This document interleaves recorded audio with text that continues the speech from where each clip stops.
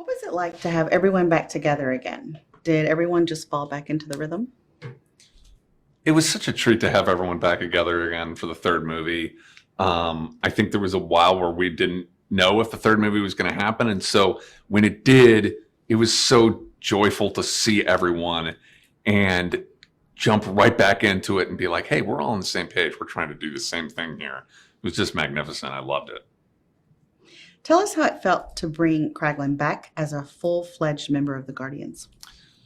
For me, it was really great to see Kraglin kind of fulfill his place within the Guardians after all he had been through in the first couple of movies. And he kind of struggles to find where he is. And just like all the Guardians, you know, it's kind of a found family for him where he realizes, hey, I belong here with everyone. And the journey of figuring all that out was the same for me as it was for Kraglin. And that was really just a cool part of it. Kraglin now has the Yaka arrow. What does that mean to him, and how is he challenged by it?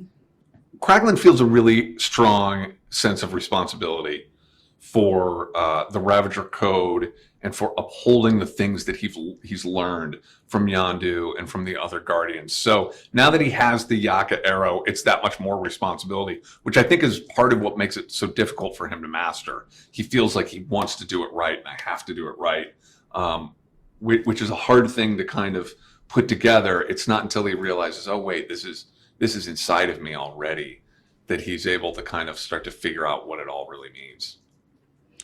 We've heard that James plays the songs from the playlist on set that correlates with the scene being shot. How does that inform you as an actor?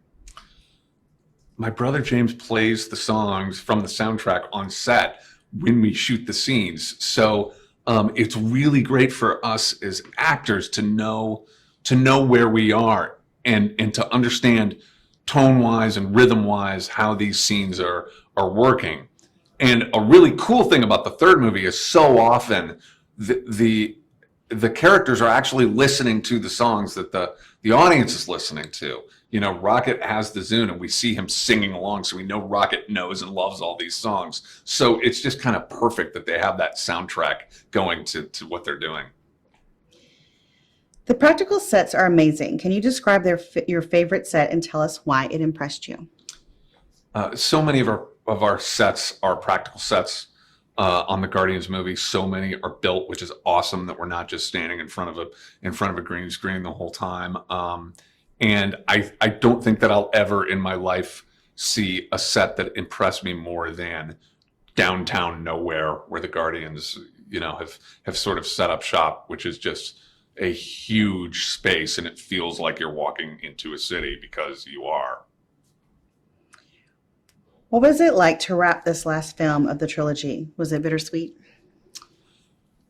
It was bittersweet to wrap the last film of the Guardians trilogy because it's so sad to, like, you know, be saying any kind of a goodbye to the characters, to the other actors, and all these things. It's really tricky, but I kind of try to keep my eye on the fact that it's really a joyful experience to finish something and share it with people and to give it away. That's what we are always working towards as storytellers, to not just make the story, but tell the story.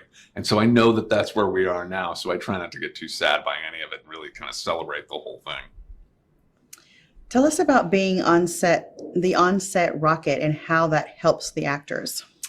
My job as Rocket on set is really a kind of part of the whole process for that character. It takes a whole team of people to create Rocket. So I kind of think of it in a way as a relay race, that James writes the character and passes it along to me, and I work with the other actors on set to try to help the scenes get to where they need to be. Then the visual effects team takes over and they start to put Rocket together. And then finally, we all hand the baton to our anchor, Bradley, who makes the whole performance just pop and make it really work in the context of everything.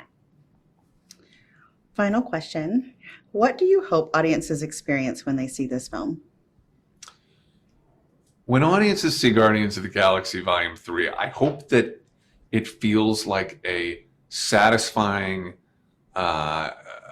conclusion to the story of the three films.